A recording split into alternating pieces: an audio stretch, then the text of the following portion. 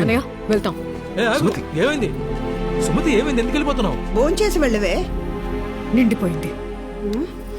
ఏమైంది? ఏమో తెలీదు అత్తయ్య. भैया 3 वड़ा पाव दीजिए। 12 रुपया।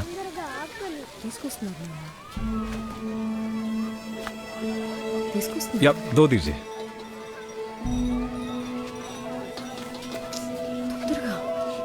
अरे साहब पैसा दो।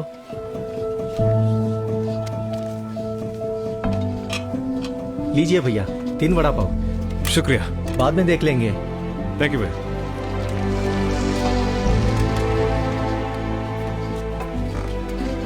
నాకు ఆకలిస్తుంది, ఇంకోటి కావాలి.